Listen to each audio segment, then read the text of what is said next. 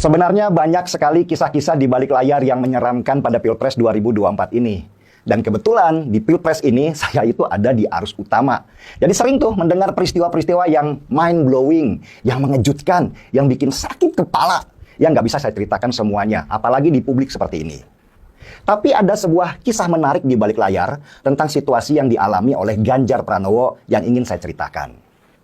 Jauh nih, sebelum dideklarasikan jadi calon presiden, internal PDI Perjuangan pada waktu itu terbelah jadi dua bagian. Bagian pertama mendukung Puan Maharani sebagai calon presiden, dan bagian kedua mendukung Ganjar karena hasil surveinya itu tinggi sekali. Dan mayoritas internal PDI Perjuangan pada waktu itu mendukung Puan. Tetapi hasil surveinya Puan ternyata nggak naik-naik, meski balihonya itu ada di mana-mana. Ganjar seperti pesakitan pada waktu itu, karena dia dikucilkan oleh elit PDI Perjuangan dan dianggap musuh bersama. Peluangnya Ganjar untuk menjadi calon presiden kecil sekali pada waktu itu. Karena tahu kalau Ganjar dikucilkan di internal partainya sendiri, akhirnya salah satu partai politik mencoba melobi Ganjar supaya dia keluar dari PDI Perjuangan dan akan dicalonkan oleh partai politik itu. Ganjar menolak dengan halus karena dia setia pada PDI Perjuangan, partai yang membesarkannya menjadi seperti sekarang. Karena nggak bisa bujuk Ganjar keluar PDI Perjuangan dan gabung di partai mereka, akhirnya ketua umum partai politik itu telepon Ganjar langsung sendirian. Di sini yang menarik nih, Ganjar nggak angkat telepon itu karena dia tahu apa yang akan dibicarakan. Dan pada akhirnya ketika nggak diangkat-angkat juga teleponnya, ketua umum partai politik itu marah besar dan dia bilang, sombong banget dia. Sesudah itu, seperti kita tahu, ketua umum parpol itu kemudian mencalonkan Anies Baswedan. Ada lagi nih ceritanya. Sebuah partai yang kecil, sangat kecil, tiba-tiba mendeklarasikan Ganjar sebagai calon presiden. Partai ini beralasan bahwa ini bagian dari rembuk rakyat yang ingin Ganjar jadi calon presiden. Ganjar dipuji setinggi-tinggi langit. Baliho ditempatkan di mana-mana. Bukan itu aja, partai ini juga bilang kalau Ganjar keluar ajalah dari partainya karena di sana itu sudah tidak kondusif. Ganjar sendiri ketika ditanya oleh wartawan, dia malah menjawab, partai apa itu? Saya nggak kenal. Baru saya tahu belakangan bahwa ternyata partai sekecil itu memang punya tugas untuk merusakkan nama Ganjar di mata PDI Perjuangan. Itu adalah bagian dari skenario besar untuk menarik Ganjar keluar dan menghancurkan PDI Perjuangan. Untung Ganjar sendiri nggak kepancing dan namanya tetap baik di mata PDI Perjuangan, partainya, bahwa dia itu loyal dan setia. Karena nggak berhasil menarik Ganjar keluar dari PDI Perjuangan, maka dihembuskanlah isu-isu boneka partai dan sebagainya dan sebagainya. Nah, yang terakhir ini nih, gerakan yang terbesar.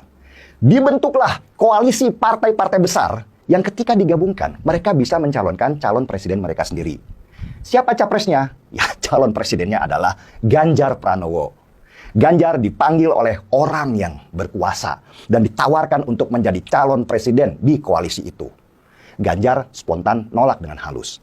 Saya tetap setia dengan partai yang membesarkan saya, katanya. Saya nggak niat jadi presiden kecuali partai saya yang meminta. Itu sudah jadi prinsip dan tidak bisa diubah. Orang berkuasa itu dikabarkan marah besar. Niatnya untuk menghancurkan PDI Perjuangan dengan menarik Ganjar dari sana gagal total. Otomatis koalisi partai yang tadinya dibentuk untuk Ganjar hancur sudah. Dan Bu Megawati yang tahu cerita di belakang layar itu akhirnya mendeklarasikan Ganjar sebagai calon presiden PDI Perjuangan. Ganjar lulus tes. Dia layak jadi calon presiden karena tidak haus kekuasaan, tidak haus pujian. Loyalitasnya kuat dan tidak gampang ditekan. Orang berkuasa itu sebenarnya ingin menjadikan Ganjar bonekanya, tapi dia tidak berhasil. Maka dihembuskanlah lebih kencang isu-isu kalau Ganjar adalah boneka partai. Dan kebencian terhadap PDI Perjuangan dihembuskan terus-menerus supaya orang banyak terpengaruh dan menggerus nama partai dan juga Ganjar. Nggak berpengaruh ternyata, karena di survei-survei nama Ganjar itu tetap teratas. Apa moral story dari kisah di balik layar itu? Bahwa politik itu kejam, sangat kejam. Di sana ada yang namanya pengkhianatan, kemunafikan, kotornya itu luar biasa, bahkan lebih kotor dari toilet yang setahun tidak dibersihkan. Banyak orang yang tertipu dengan wajah lugu, tetapi sesungguhnya menyimpan kebusukan yang luar biasa. Kekuasaan itu seperti minuman keras, semakin banyak diminum, maka akan semakin membuat peminumnya mabuk kepayang. Yang terlihat baik sebenarnya adalah penjahatnya. Yang diisukan jahat sebenarnya adalah orang baik yang difitnah. Mirip dengan kisah film seri HBO, judulnya Game of Thrones. Karakter-karakter aslinya baru kebuka di akhir-akhir cerita. Tetapi di dalam politik itu juga tetap ada yang namanya cahaya.